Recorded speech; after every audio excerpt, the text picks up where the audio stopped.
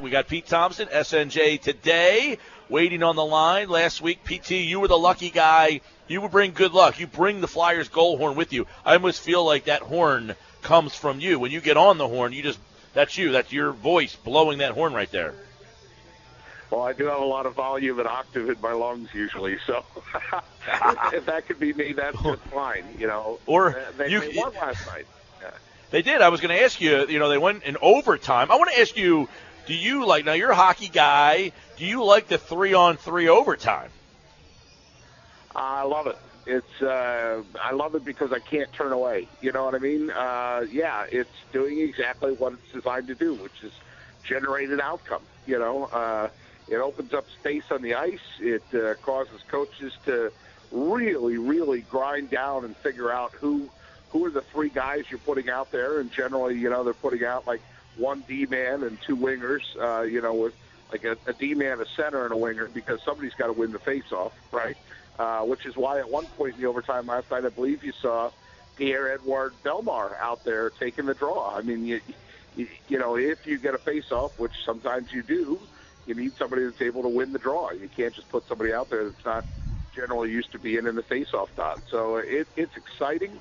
We got an outcome. I thought Giroux's goal last night was very Alex Ovechkin-esque. If you ever go to a Capitals game, one of the last things Ovechkin does in warm-ups is he just sits in that circle and blasts away one-timers that all make it. And, credit Voracek for winning the battle along the wall, because that's where that started. But it went Voracek to straight to Giroux back to the back of the net. And it was really exciting to see. Yeah, it was fun. It was a fun game in a 5-4. We saw Norworth get hurt in the game, but we also saw Sean Couturier get hurt, PT, and Zach Rinaldo, the former Flyer. A lot of discussion about this today. I'd like to get your opinion. That's dirty. It's I'm right on the Axtall train with that. It's dirty. He had his head down. I understand that the adage in hockey is keep your head up. Lindros didn't have his head up, and Scott Stevens nailed him, right? Well, Coots didn't have his head up, and Ronaldo saw a chance and he took it. But I thought that Jonesy on the broadcast, Keith Jones, made an accurate point, which is that it was a hard hit with a guy's head down. He didn't have as much trouble with that as he did with Ronaldo. Probably, it looked like he left his skates. And to me, you're a big wrestling guy, right? It looked like a flying elbow is what it looked like to me. It was really no different than like an Ali punch landing on your chin or a Frazier shot to your chin. And that's, quite frankly, they say upper body injury. Let's call it what it is. It's a concussion. He basically had to be helped off the ice. And I don't know if he ever lost consciousness, but, and that's also the reason that the goalie left, too, Neuvirth. He left because the Patrice Bergeron stick hit him right in the face. And when you watch that at full speed, you just were kind of upset that Boston scored the goal. You didn't realize, and you thought, he's putting his head down on the ice because he's upset. No, he's putting his head down on the ice because he's trying to figure out what day it is. Yeah. Well, Mason came in and did a good job. They ended up winning in overtime 5-4 last night. Flyers-Rangers Saturday night. And, of course, we're your home for Flyers hockey, along with our sister station, WPG Talk Radio 1450. You just had, of course, the Flyers goal horn go off, the game of the week. The caller, I don't know if we have a winner yet or not. I'll wait to hear from Josh before I give it away to tell the people which game the caller 10 is going to, Pete. But yesterday was Back to the Future Day. And, by the way, we do have a winner. It's Jim Keeley from Egg Harbor Township. He knew the game of the week, and it's against the L.A. Kings. That game coming up, that will be in, I believe, November is the date for that game against the L.A. Kings. So congratulations, Jim. Yesterday, Back to the Future there, PT. Were you celebrating Back to the Future Day? So much so that I actually considered DVRing the game, going to a local theater and watching the movie, and then not like staying off my phone and coming home and watching the game. But you were going to go to the theater to watch Back to the Future last night. Well, yeah, I think they ran all three of them, but I know for sure they ran the first. Well, they had them on Esquire last night. They had them on the Esquire network all day. Mayor, I like the sound of that. Mayor. Hey, what do you do with that life preserver? 0.21 gigawatts. There's so many lines to that movie. It's timeless. It really is. And we're 30 years. We're exactly the same distance in time now 85 to 55 to 85 to 2015 that Marty McFly, the original movie, you know, and so all the things that he got back to 1955, I thought, God, that's so ridiculous. You know, if somebody from 2015 was back at 85, they would have laughed at the stuff that we thought was cool in 85. So it just, I love that movie. It was done. There's so many things that, you know, had to have that movie. Michael J. Fox never would have been in it. He wasn't in with. He was obligated to do show Family Ties. And finally, Steven Spielberg, who does have a little bit of clout in Hollywood, and Bob Zemeckis, the director, convinced Spielberg to go have a talk with his buddy Gary David Goldberg and let Michael J. Fox out of his, you know, let him do it. And the only way they let him do it would be to do double duty. So he shot Family Ties in the daytime, and then he shot Back to the Future at night. That's how he got on the movie. So he had to work like 24 hours a day. Yeah, it's one of my top 5 there, PT. Got Jaws in the number 1, Back to the Future right there at the number 2. That's one of my favorite movies. I watched both 1 and 2 last night.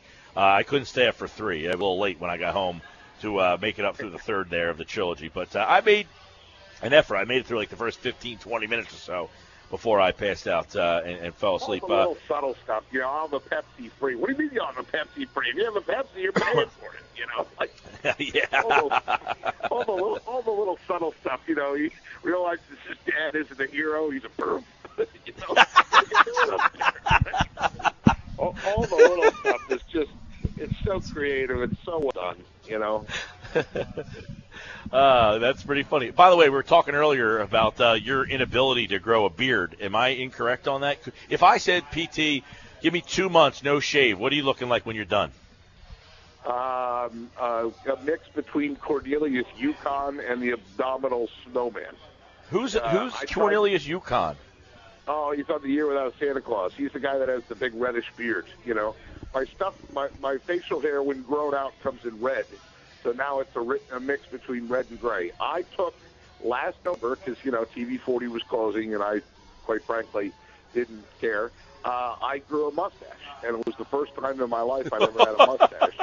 And it was pathetic. I mean, you know, you had to be standing right next to me to actually see it. So kind of was like a stealth mustache. It was bad. Yeah, so I have no idea what a full beard would look like, other than to say that I would probably be disappointed by the amount of gray that's in it, and yeah, so there you go.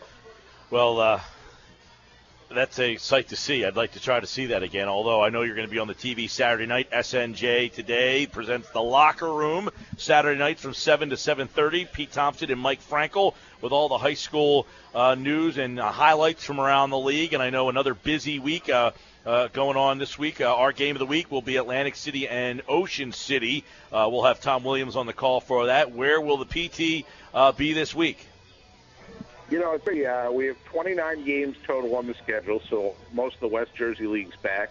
I'm going to actually start at St. Augustine, Egg Harbor Township, and then I'm going to go finish at Vineland and Absegami. And that would seem backwards given the geography of both where I live in Galloway and just kind of where the schools are. But the thought process is that Vineland, Absegami might be a closer game, or might come down more to a fourth quarter game in St. Augustine, Egg Harbor Township. So there you go, Silver Eagles football fans.